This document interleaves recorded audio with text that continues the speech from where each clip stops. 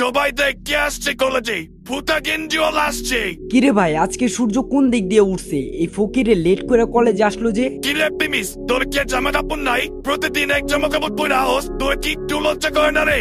কলেজে তো কত মেয়েরা আসে, একটুখানি তো শরম কর। প্রিমিস সকাল সকাল ঘুম থেকে উঠে শহরের সবচেয়ে বড় ব্যাংকে গিয়েছিল, তাই সেখান থেকে ব্যাংকের কাজ শেষ করে আসতে আসতে কলেজে লেট করে ফেলে। প্রিমিস কখনো কলেজে দেরি করে আসে না, তবে আজকে যেভাবেই তাকে তার জামা কাপড় নিয়ে অপমান করলো সেটা তারা প্রতিদিন করে থাকে। তাই প্রিমিস কিছু না মনে করে সে তার বেস্ট ফ্রেন্ড দিবসের সাথে গিয়ে বসে। আর এরপর ঠিক তখনই ওইখানে আসে প্রিমিসের গার্লফ্রেন্ড সুনাইরা, আর তার সাথে থাকে সুনাইরার বয়ফ্রেন্ড রাসেল। যদিও সুনাইরা এখন প্রিমিসের গার্লফ্রেন্ড না, কারণ গতকালকেই তাদের ব্রেকআপ হয়েছে। আর তাই রাসেল আর সুনাইরাকে একসাথে দেখে প্রিমিসের বন্ধু দিবস বলে, আরে ভাই প্রিমিস, কি হইতাছে এগুলা? সুনাইরা রাসেল একসাথে কি করে? তোদের মধ্যে আবার কিছু হইছে নাকি? আরে ভাই হইতে দে, যা হওয়ার হইতে দে। প্রিমিসের এই ব্যাপারটা নিয়ে কারো সাথে কিছু বলার ইচ্ছে করছিল না। আরে ভাই, তুই তো জানোস এই রাসেল কত খারাপ পোলা, কিভাবে মেয়েদেরকে ফাঁসায়। এই পর্যন্ত কলেজের 5টা মেয়ের সাথে প্রেম করছে, আর সুনাইরা হলো 6 নাম্বার। দিবসের কথা শুনে প্রিমিস দিবসের দিকে মন খারাপ করে তাকায়। দিবস মনে করে প্রিমিস হয়তো তার কথা শুনে কষ্ট পেয়েছে, কিন্তু সাথে সাথেই প্রিমিস একটু মুচকি হাসি দিয়ে বলে, আরে কোনো সমস্যা নাই বন্ধু, সবারই নিজ নিজ একটা জীবন আছে, ওর যা মন চায় ওরে করতে দে। আর এটা বলতে বলতে প্রিমিস সুনাইরার দিকে তাকায়। আর এদিকে রাসেল আর সুনাইরা প্রিমিসকে চেতানোর জন্য অনেক চেষ্টা করে। প্রিমিসের এখন যা টাকা সম্পত্তি আছে, প্রিমিস চাইলেই রাসেল আর রাসেলের বাবার সমস্ত সম্পত্তি 1 মিনিটেই কিনে নিতে পারে, কিন্তু প্রিমিস কোনো কথা না বলে সব চুপচাপ দেখছিল। কিছুক্ষণ পর সুনাইরা তার মোবাইলের কভার খুলে প্রিমিসের মুখে ছুঁড়ে মারে আর বলে, যেহেতু তোর সাথে আমার ব্রেকআপ হয়ে গেছে, আমি চাই না তোর দেওয়া ফালতু বেকার জিনিস আমার কাছে রাখতে। এর চেয়ে ভালো তোর জিনিস তোর কাছে রাইখা দে। প্রিমিস সুনাইরাকে কিছুই বলে না, আর সেই কভারটা টেবিলের উপর উঠিয়ে রাখে। বেবি, তোমার মোবাইলের কভার গিফট করছে? মোবাইলের কভার আবার কেউ কাউরে গিফট করে নাকি? বেবি, কথা হচ্ছে যার মোবাইল কিনে দেওয়ার মতো সামর্থ্য নাই, সে তো মোবাইলের কভারই গিফট দিব, তাই না? আরে বেবি, কোনো সমস্যা নাই, আমি আজকে তোমার একটা নতুন ফোন কিনা দেবো। প্রিমিসের তখন মনে চাচ্ছিল জোরে জোরে চিল্লিয়ে হাসতে, কিন্তু সে নিজেকে কন্ট্রোলে রাখে। আর এদিকে সুনাইরা আর রাসেল প্রিমিসকে চেতানোর জন্য চেষ্টা করেই যাচ্ছে, কিন্তু প্রিমিস সেটা বুঝতে পারে এটা তারা ইচ্ছে করে করছে। প্রিমিসের নিজের জন্য কোনো কষ্ট হচ্ছিল না, কিন্তু সুনাইরার জন্য তার আফসোস হচ্ছিল। সুনাইরা যদি আর 2-1 দিন ধৈর্য ধরতো, তাহলে প্রিমিস তার জন্য একটা মোবাইলের পুরো দোকান কিনে দিতে পারতো। ভাই এইসব কি হইতাছে? তোর সামনে এত কিছু হইতাছে, তুই মুখ বুঝে বসে রইছ। তোর কি একটু রাগ হইতাছে না? না রে ভাই, যা হইতাছে ভালোই হইতাছে, আর যা হবে তা তো ভালোর জন্যই হবে, বাদ দে।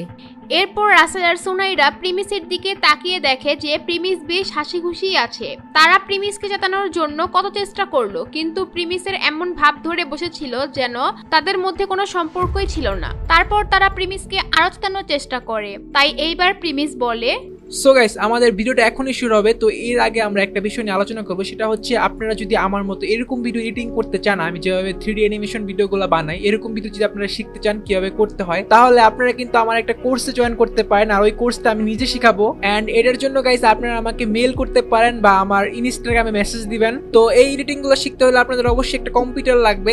এন্ড গাইস, এই কোর্সটা কিন্তু অবশ্যই পেইড হবে, মানে আপনাদের টাকা দিয়ে শিখতে হবে। তো যারা শিখতে চান তারা আমার ইনস্টাগ্রামে মেসেজ দেন বা আমাকে মেল করেন। সুনাইরা, তুমি এগুলা কেন করতেছো? তুমি এখানে কি বোঝানোর চেষ্টা করতেছো?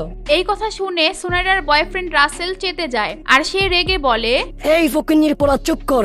আজকে পড়তে কাছি তোরে সোনাইরা নিয়ে কিছু বলতে দেহি, আর ওর থেকে তাকাইতে দেহি, তোরা হাত দিয়ে ঘোরা ঘোরা করে বাবামো। থাম ভাই, এগুলার কোনো দরকার নাই। না আমি ফালতু জিনিস দেখি, না আমি ফালতু জিনিস নিয়ে কথা বলি। এই কথা শুনে তো রাসেল আরো রেগে যায়। আর এইদিকে প্রিমিসের কথা বলা দেখে তার বন্ধু দিবস তো একেবারে অবাক হয়ে যায়। যেই ছেলেটা এতদিন চুপচাপ ছিল, সে এত কথার জবাব দিচ্ছে আজকে। আর এইদিকে সুনাইরার বয়ফ্রেন্ড রাসেল তো একেবারে রেগে আছে। প্রিমিসকে মনে হয় মাইর দিতেই আসবে, ঠিক তখনই ক্লাসে আসে একটা মেয়ে, আর সে বলে, সুনাইরা, কি হচ্ছে এগুলা? তুই রাসেলের সাথে কি করিস? প্রিমিসের মতো একটা ভালো ছেলেকে ছেড়ে তুই রাসেলের মতো লাফাঙ্গা একটা ছেলের সাথে গেছিস? ছি সুনাইরা, ছি। পাখি, তোর মুখ সামলায় কথা বল। তুই কারে কি বলতেছস? এটা বলার পর সুনাইরার মন একদম খারাপ হয়ে যায়, কারণ পাখি প্রিমিসের হয়ে কথা বলছে। আপনারা হয়তো ভাবছেন এই পাখি আবার কে? পাখি হচ্ছে সুনাইরা আর প্রিমিসের বন্ধু। প্রিমিস আর সুনাইরার মধ্যে যখন ঝামেলা হতো, এই পাখি তাদের মিল করিয়ে দিত। আমি যা বলতেছি ঠিকই বলতেছি। সিরিয়াসলি তোর লজ্জা থাকা দরকার ছিল। আমি কোনোদিন ভাবি নাই তুই এমন হবি। প্রিমিসের মতো ছেলে তুই আর কোথাও পাবি না। এগুলা শুনে রাসেল আর কিছু বলতে পারে না, একদম চুপ হয়ে যায়, কারণ পাখি যা বলছিল তা একদম সত্যি কথা ছিল।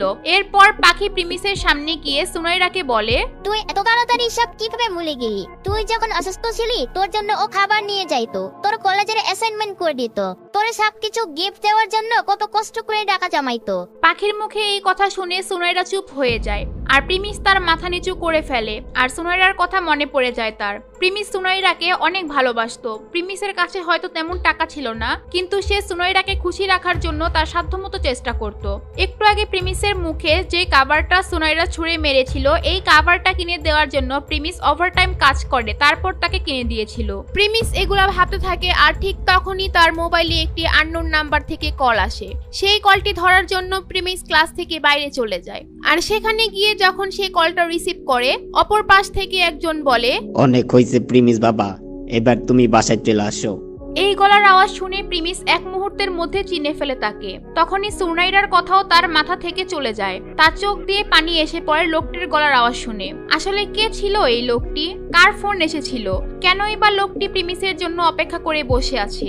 লোকটির গলার আওয়াজ শুনে প্রিমিসের কেনই বা চোখ দিয়ে পানি চলে আসে? এগুলো জানতে চাইলে দিবস গেমিং এর ইউটিউব চ্যানেল সাবস্ক্রাইব করে নোটিফিকেশন বাটনটি বাজিয়ে রাখেন। আর আপনারা যদি পরবর্তী পার্ট দেখতে চান তাহলে কমেন্ট করে জানান। আর হ্যাঁ, ভিডিওতে লাইক দিতে কিন্তু ভুলবেন না। আর যারা আগের পার্টগুলো দেখেন নাই, তারা এই স্ক্রিনের মধ্যে ভিডিও দেওয়া আছে, এইখানে গিয়ে দেখে আসতে পারেন।